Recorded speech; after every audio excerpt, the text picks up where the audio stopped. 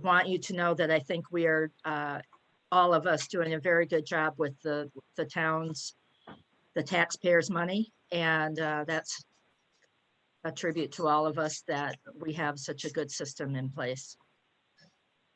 Thank you. And again, for the record, the auditors found, I can't remember the technical terms. Actually, I can find them here, but they found no significant findings. They had no complaints, and the actual term was they had no compliance or internal control findings, which sounds terrible, but it's actually very good. It means they've had no compliance issues and they had no control issues in their findings. So congratulations. And to all of us. Yeah. Okay, anything more? That's it. Thank you. Okay, so we're going to move on to old business, and I would entertain a motion to, did we table this last week? Or did we just not act on it? We discussed but didn't act. We tabled? Okay. So I would entertain a motion to remove from the table the first item. So moved. Counselor Ingalls. And is there a second? Counselor Song, second. So the motion is to adopt a proposed ordinance providing for property tax exemptions for farm buildings and additional exemption for farm machinery in the town of Ledyard, as contained in the draft dated November 18th. And I believe that the land use committee approved or recommended and put forward to the finance committee an ordinance for farm buildings. I don't recall that they also had one for machinery. Does anyone recall that? Maybe I'm remembering. I have to say, I'm losing track of what we've talked about. I feel like we need to bring this one home already. Yep. Goodness. Yeah, so, I thought. Dan has some clarification. Is this the one, Bill, that we, I thought we sent a couple of questions off to Adriana. We did, and she's present to answer those questions. So what happened with this ordinance, as soon as we added the additional exemption for farm machinery, it got tangled up. And one of the things that we realized was that there is already an exemption for farm machinery. And then enter Public Act 490 for classifying farmland as agricultural, and it got confusing. And we just, put the whole thing on hold, realized that we're far astray from where we originally started, which was to provide an exemption for farm buildings. So as I recall, the land use committee approved the property tax exemption for farm buildings, but not for farm machinery. And then it came to us 2 weeks ago, and we had questions about the numbers provided by the tax assessor. And the reason we had questions is we want to make sure that we haven't opened the door for significant losses in tax revenue as a result of implementing this ordinance. And my thought was we should just approve the farm buildings because we have solid numbers and there are no contingencies and complexities with that. So having said that, Adriana, if you had any comments you could share with us, maybe that we can get this cleared up and act on it. Sure, Bill. I can let you know that you had questions where I had notated that people might currently qualify or they might qualify in the foreseeable future. And I took the ones that are going to qualify under the income or loss provisions of this. You need to either generate $15,000 in income or you have to spend $15,000 on your farm. These farms that are in just Public Act 490, many of them are fallow land at this point, or they're used for haying and things like that. I know an example would be the Mayor's family's farm where they bale hay. If they bale 100 bales of hay at $5 a piece, that's only $5,000. So that's not something that they would qualify for at this time. So that was I made those notations there. Okay, And for the building loss, looking at the way the statute is written, and I looked at the draft ordinance that you have, this could be up to $100,000 per building. Yep.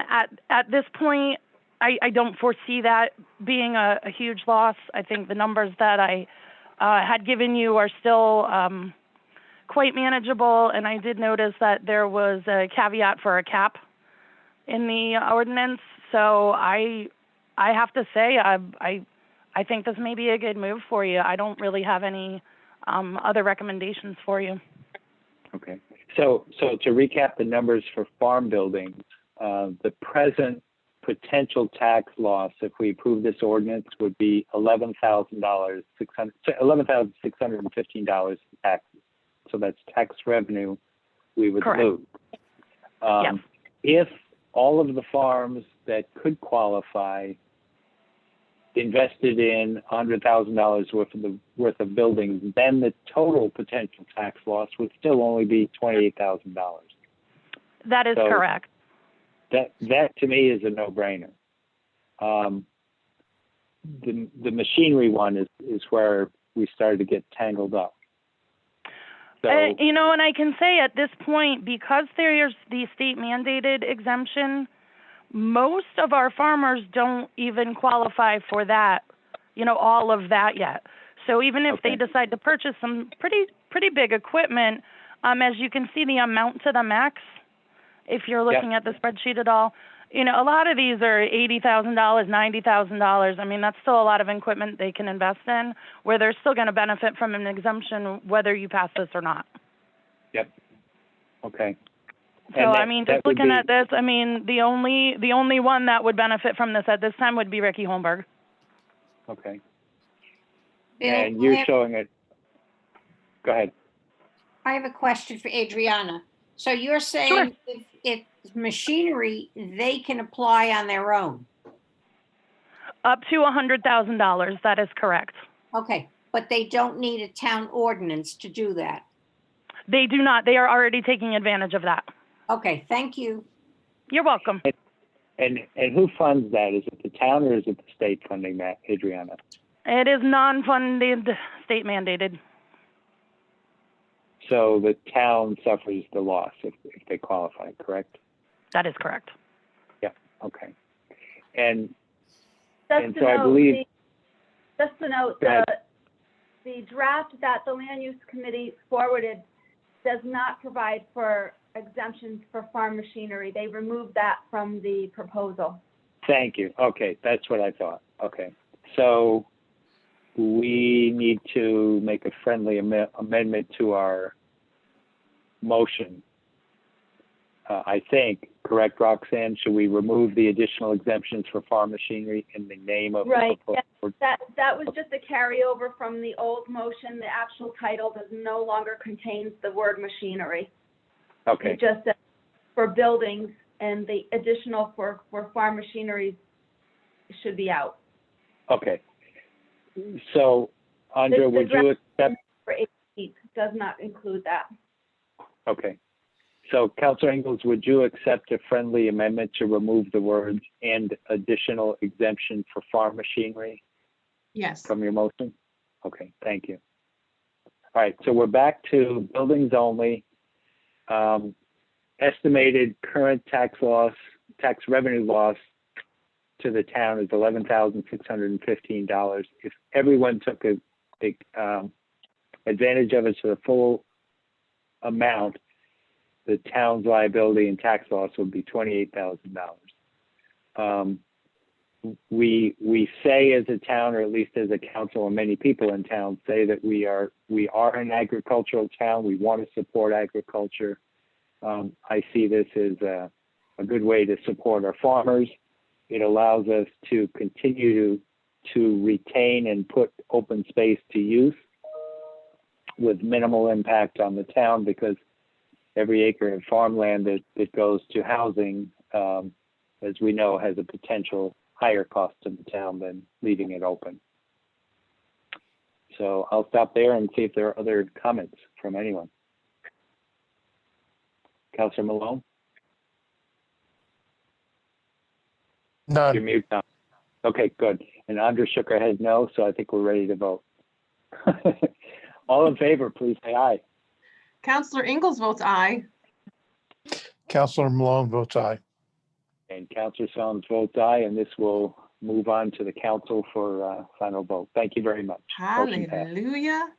Hallelujah.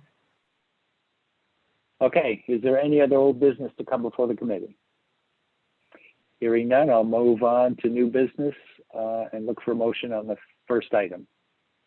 I move to grant a bid waiver to Charles Pasteryak, is that how you say it, Jr., Inc., for paving and incidental services for the 2021 calendar year. Second. Councilor Malone seconds. Discussion. I'll leave this. I'll turn this to Public Works Director Maslin for his comment. Well, this actually kind of was somewhat unanticipated because for the first time in the time I've been here, and in the time I've used the state bid for these services, the state chose not to bid it again, but rather to extend the terms of last year's bid through this calendar year. So this kind of just naturally lined up with what we had decided to do with Pasteryak services last year.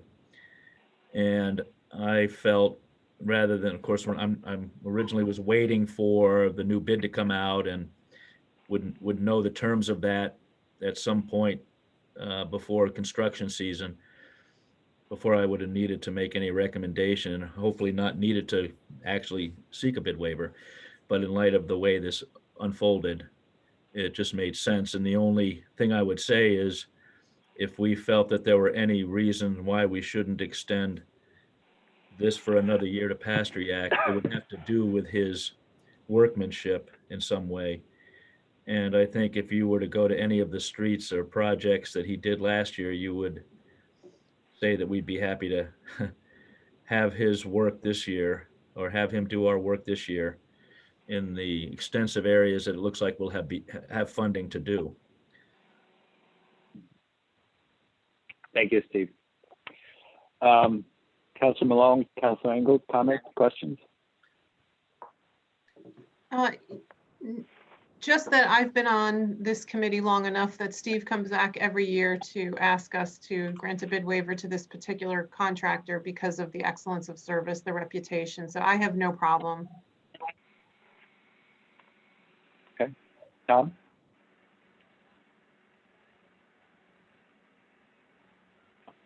Okay, so I'll just comment that paving is a very complicated business. It's very competitive, and there are many players in the industry, and I'll leave it at that.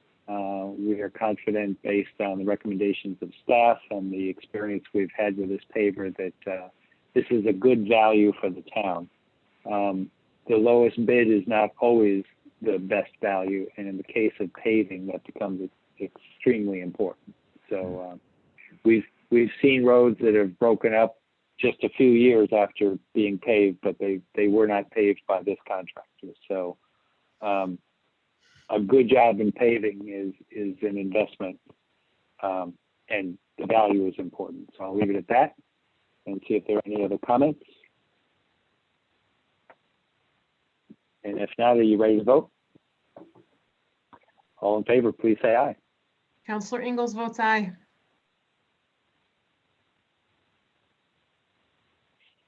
Tom, you're still mute. Are you still with us?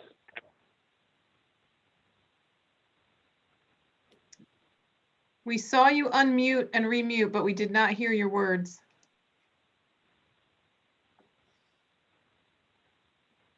Maybe you can put it in the chat. Yep, he might be having. John, can you chat? Counselor There he is. Malone votes aye. There we go. Thank you. Yeah. Okay. Thank you, Tom. Councilor Solomon votes aye, and the motion passes. And I would entertain a motion for the second item on the agenda. I make a motion to authorize the mayor to enter into, just scroll down, enter into an agreement with the town of Stonington for repairs to the Lantern Hill Road Bridge over Whitford Brook. Is there a second? Counselor Malone seconds. Thank you, Tom. So, Steve, do you want to take this one as well?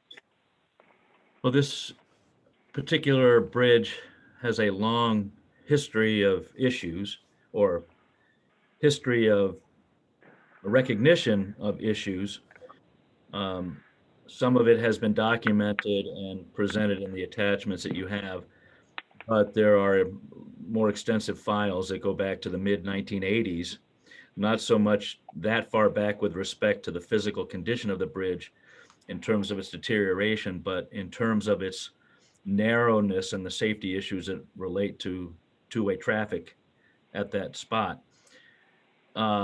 So just quickly, as you are aware and have heard in various ways in the last few years anyway, Ledyard and Stonington, working under an MOU that was crafted in 2016, I believe, had arrived at a point through mutual expenditure of nearly $90,000 each to secure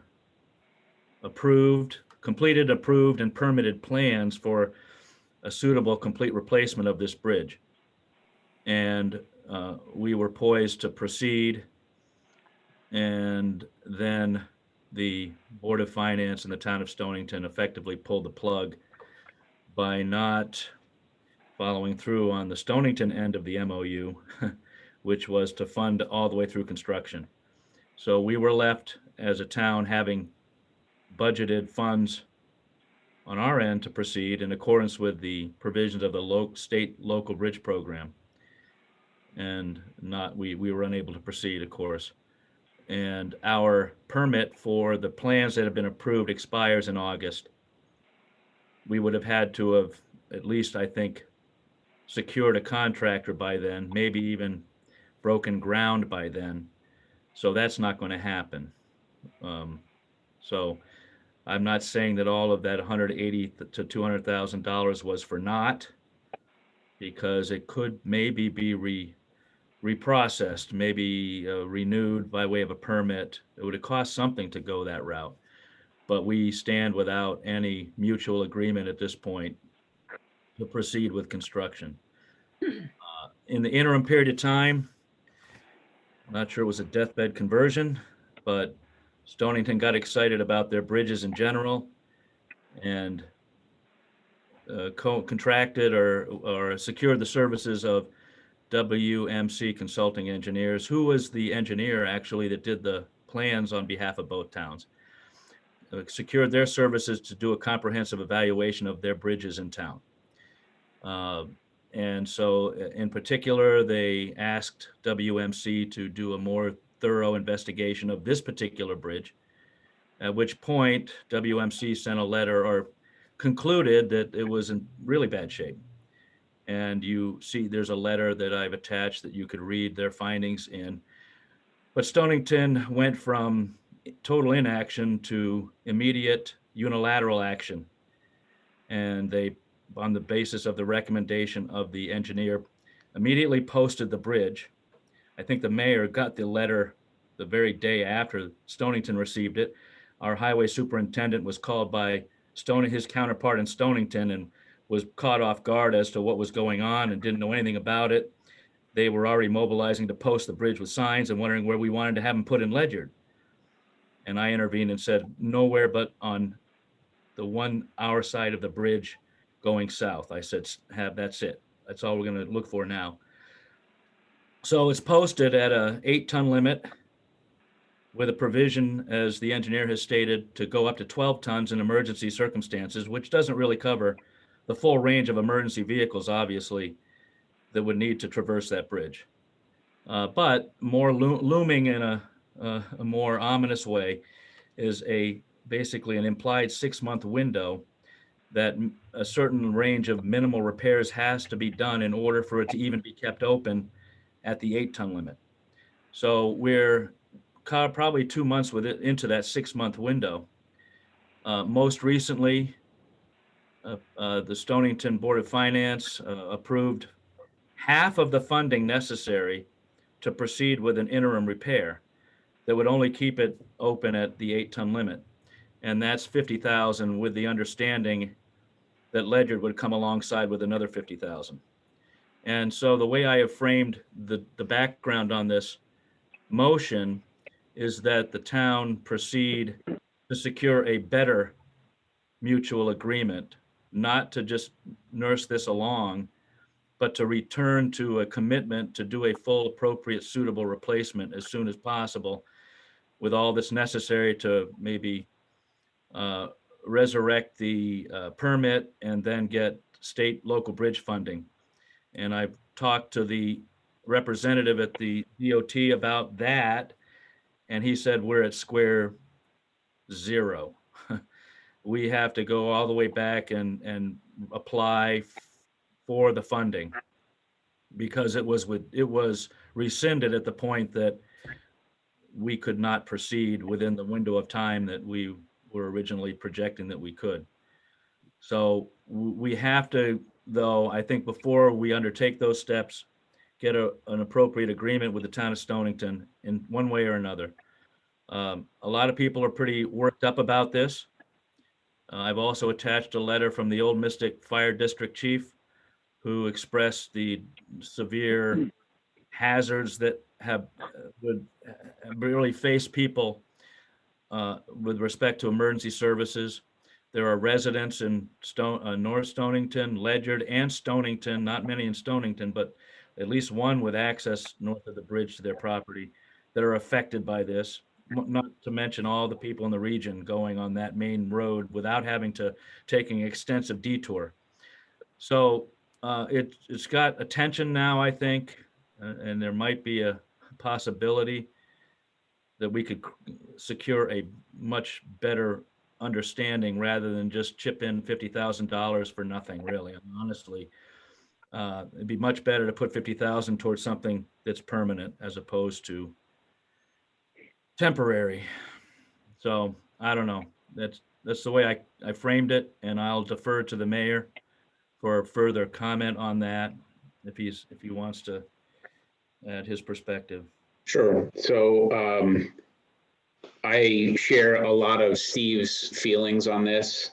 I think that we part ways a little bit in regards to the $50,000, because my concern is the alternative is in 6 months, they close the bridge and they make two horrendous dead ends for us. And so if Stonington is not prepared or funded to do the bridge replacement, then I think the $50,000 is probably well spent if it gets us 5 to 10 years of continued use and not have two terrible dead ends over there. And from the WMC report, it looks like about 1,200 cars a day traverse that bridge. So one of the things that, hopefully our counterparts in Stonington will remember is a comment was made over in Stonington that, well, it affects very, very few Stonington residents.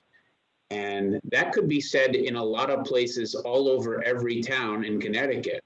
We have people that cross our roads on the way to Groton or Norwich or wherever. And it doesn't mean that we choose to neglect those roads because they're just passing through. That's not how it works.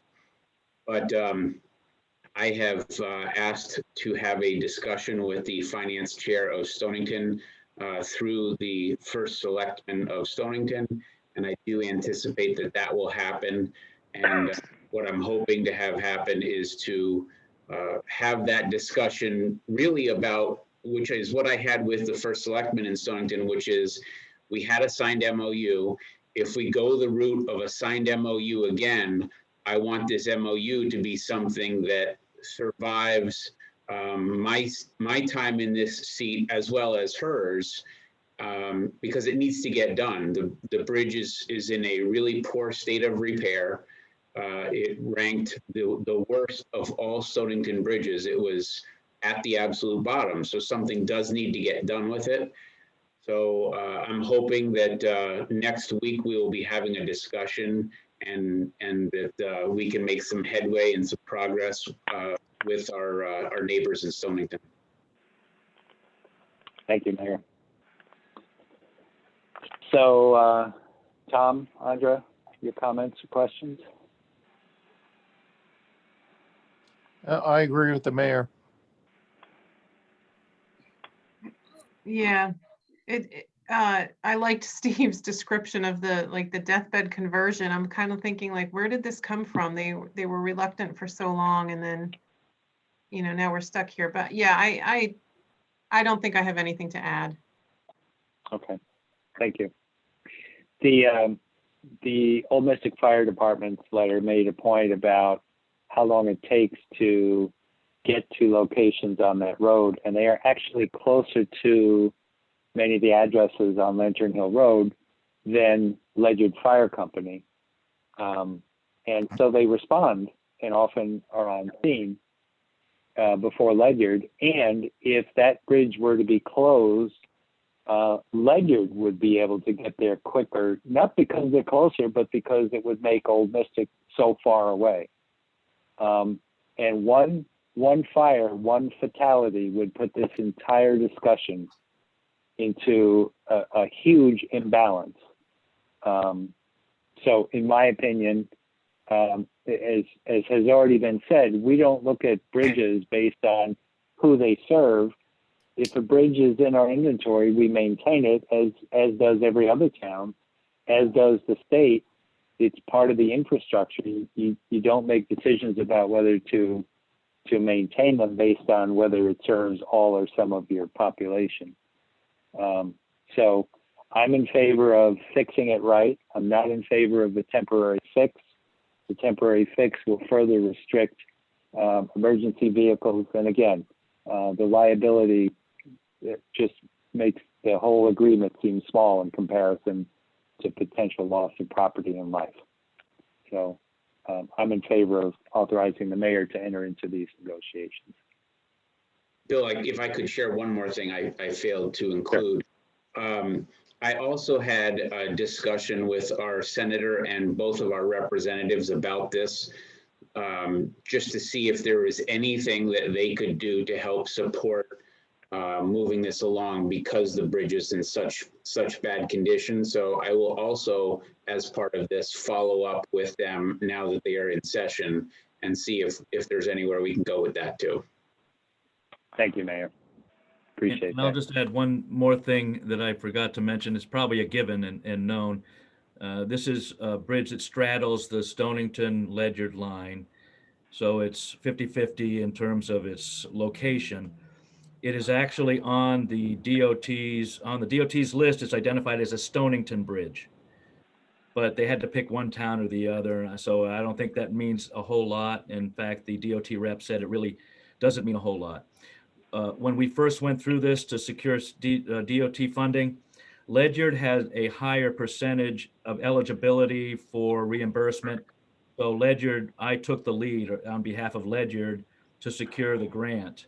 So that gave both towns actually a higher percentage, and that might still be the way it would go if we reach a mutual accord. Good point. Thank you. You guys ready to vote? Mm-hmm. All in favor, please say aye. Counselor Ingalls votes aye. Counselor Malone votes aye. Counselor Solomon votes aye. Motion passes. Thank you all. Okay, next item, please. I make a motion to authorize the mayor to enter into an agreement with the Providence and Worcester Railroad Company for repair to the Browns Crossing Road Bridge over the railroad. Is there a second? Counselor Ingalls seconds. Thank you. Discussion. Can I Steve? get some history here, please? Oh, Mary, yeah, Mary, you were going to give us some past history on this bridge. Thank you. Please. And also welcome to Bridge Night at the Ledyard Finance Committee. Right. Here's a continuing saga of another bridge. So Steve, why don't you start with this, and then I'll pull up the rear Well, on. I don't think Mayor, Steve is around. Mayor, but This is going way back. Yeah, it is way back. It is way back. Well, Right. All right, so I'll give you a quick rundown. So, Well, Mayor, Wait, I let think me- Mary wants to give us some of the early history. oh, of it Mary has first. background. Okay. Yeah. Right, I'm sorry. okay. Back in the 80s, and I can't remember the year, but the tonnage was lessened on the bridge. And the neighbors were concerned because the oil delivery trucks were not going to be able to get across, nor ambulances. So we had discussions with Providence and Worcester, and they owned the bridge, but they didn't want to pay for anything. And just like with Stonington, we dithered back and forth and nothing happened. And somebody said, well, there's another way that you can get over to Brown's Crossing at the end of Bluff Road. So I went down to Bluff Road, and probably, Fred, you'll remember the Shaftsmas. They had children your age. Okay, the Shaftsmas lived at the end of Bluff Road, right in the kind of the cul-de-sac. Back in the day, you could see a slight hill, which was grass covered. And you could, at the end of that, you looked up and you saw a house. So the Shaftsmas told me that the house was owned by an elderly couple in New Jersey. So I contacted them and said, would it be possible for us, because you could take a car and go from Shaftsmas back along Brown's Crossing. And I said, would it be possible for us to use that, area in front of your house, that kind of road in front of your house, just for emergency vehicles, just for oil trucks, or just for the ambulance or fire truck? Absolutely not. No way, no how. We got threatened with lawyers, etc. They eventually died, and I tried to deal with the son. Last name is Frost, and he said no, absolutely not. So when I saw this on the agenda, I went back today to see what happened in those years. So went down to the end of Bluff Road. That area that was grassed is now blacktopped, and there was a whole bunch of cars. So you could just see the top of the house. So I went around, crossed the bridge, and went to the right. On the left was the Peterson house, and I think they called it Red Top, the white building that belongs to either Harvard or Yale. So I went up, and I got to the end, and there is this huge black fence across the property. So there's no way that you could get from Brown's Crossing out to Bluff Road in an emergency. And it almost looks like that house is there all by itself, because I don't know if a fire truck or an ambulance could cross the bridge and go down that kind of dirt road and get to their house.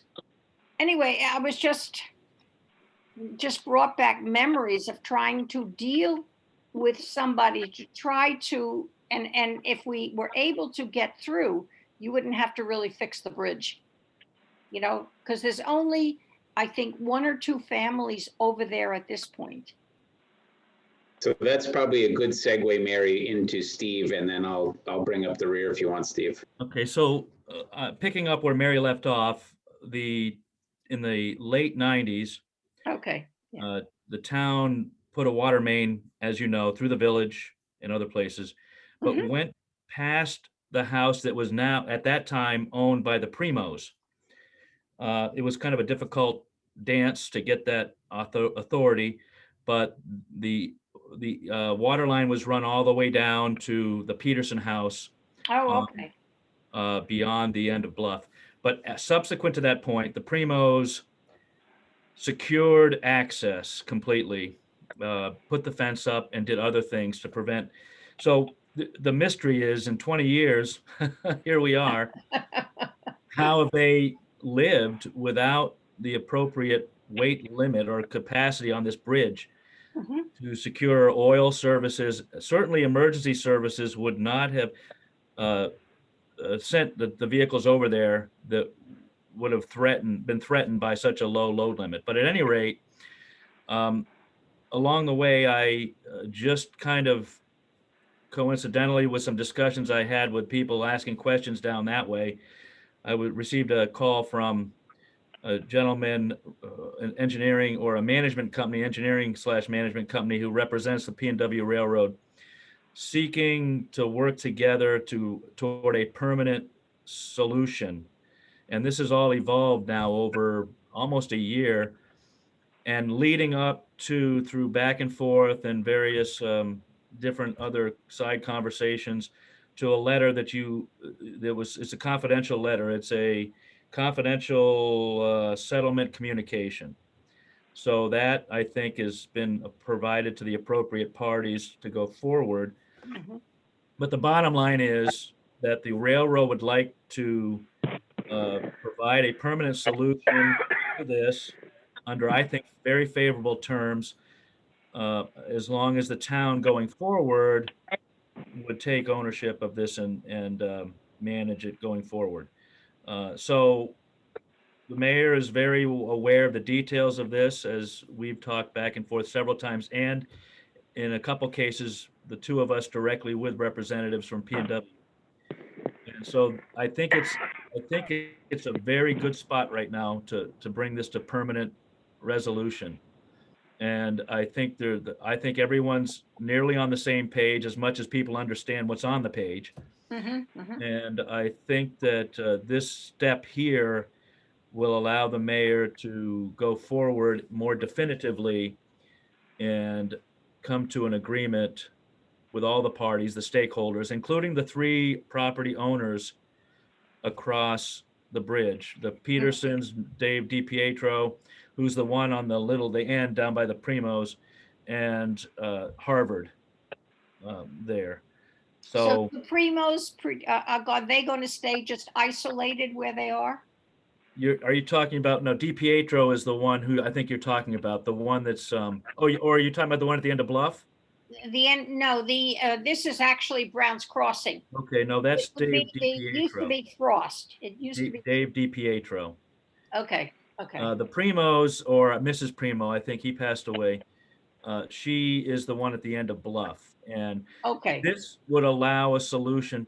The mayor, I mean, without getting into any details, we were looking at other ways to okay, get to these properties without Right, having a right. bridge brought to highway standards. But this now brings us to the point where the most simple way forward is to get a bridge to full highway rated standards. It's a single lane, but you wouldn't really need more with the amount of traffic we're talking about. right, And right. would preclude having to do anything off the end of Bluff, which any way you shake it would be a little bit complex. Yes, yes. I agree. So what we did was there was real question about ownership, and P&W still alluded to they were unsure of the ownership. So what we did was we had a historical title search done, Yeah. I saw and that. they brought it way back into the early 1800s, where I believe it was a Carl Brown who owned all the property down there. Mhm. Made his deal with the old New York, New Haven, and Hartford Railroad steam railway. And part of that deal was putting in this bridge. So over time, obviously at that point, it was a horse and carriage type bridge. And now it's just a wooden structure, a fairly lightweight wooden structure. Mhm. But we did have conversations with Providence and Worcester, and they said, well, there's been other instances where these towns have taken these on because they are, it provides access, public access. And I said, well, in this case, as soon as you cross the bridge, you're on private property. So this bridge will not be serving more public access way. So I asked him if he would provide an example of that they have done this in other situations. And I don't think you received one, Steve, and I didn't receive one because I don't think it really exists where the bridge goes in and it doesn't continue as a public roadway. Just actually the driveway on the other side of Brown's Crossing Bridge is owned by the Petersons. So no public access is over there. But back to Steve's point, I think where we are with it now is very favorable in terms of the bridge that exists now actually shakes when I drive over it with my pickup truck. Yeah, right. So, I went over it today. I can't even imagine, 80,000-pound oil trucks going over that, or emergency services, or anything else, moving trucks, propane trucks, you name it. So I think we have an opportunity to make this right for Harvard, for DPHO, and for the Petersons, and get a much more formidable permanent structure in there. Committee members, your thoughts?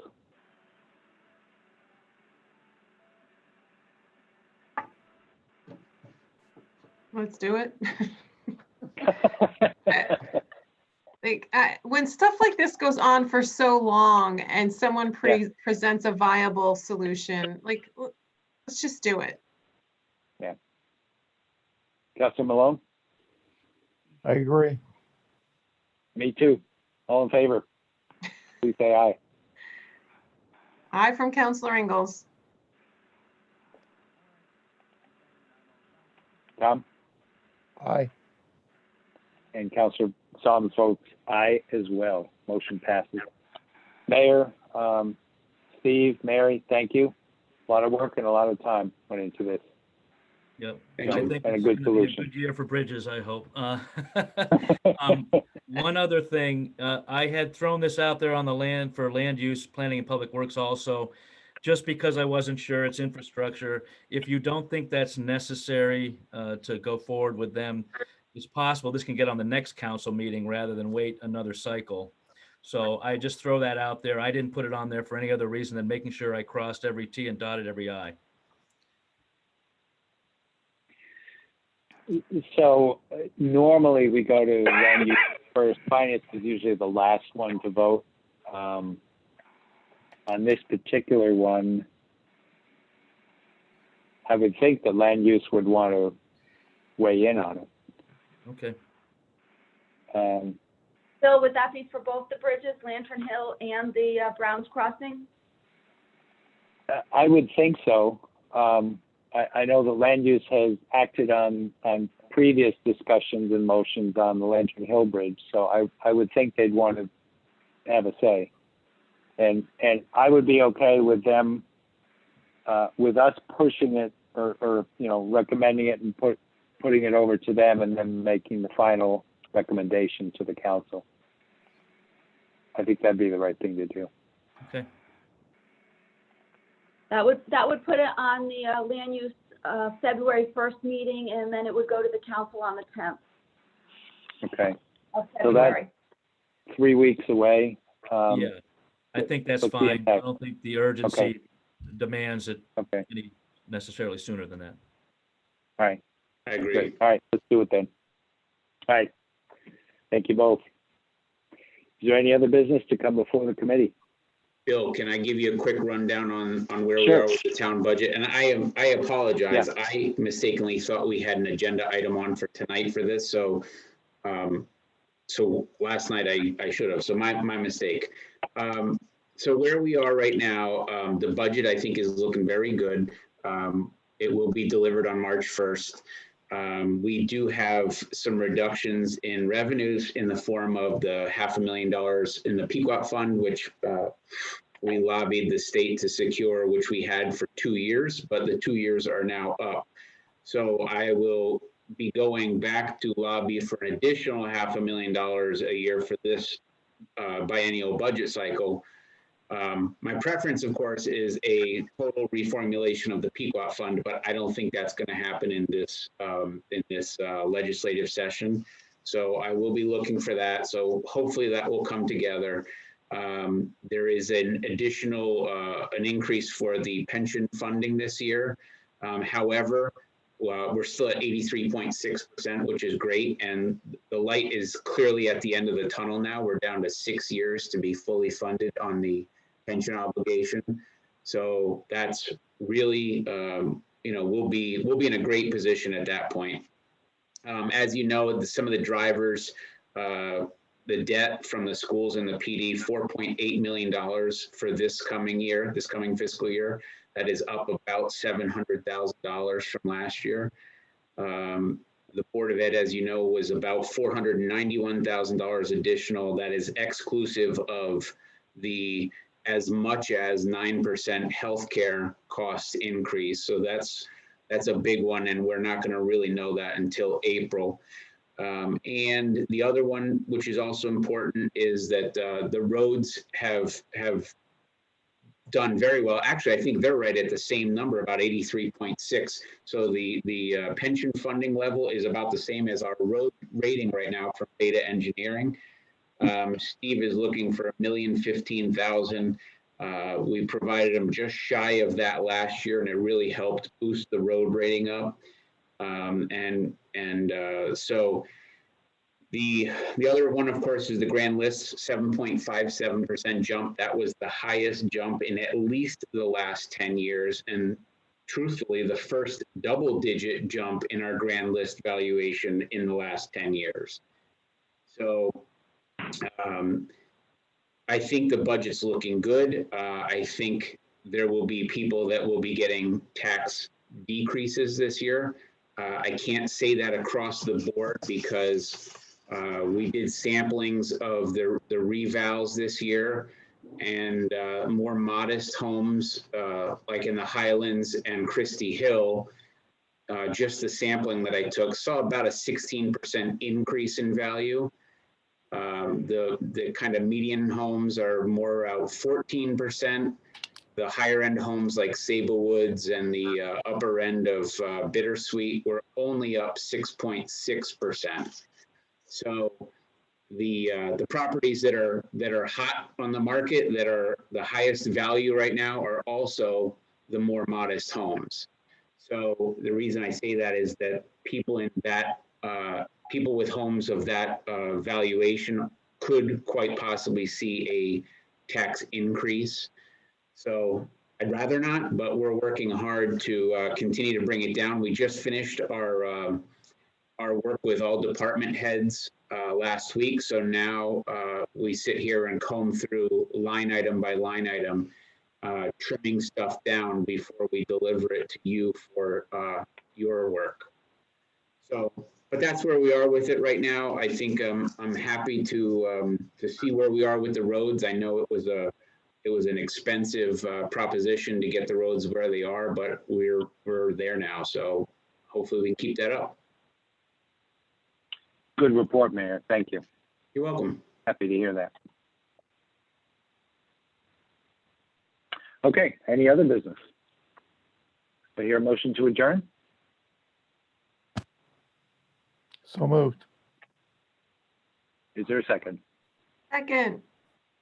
We are adjourned at 5:56 p.m. Thank you, everyone, for attending. We'll see you next week. Sounds Thank good. you. See you in a bit, Bill. Good night.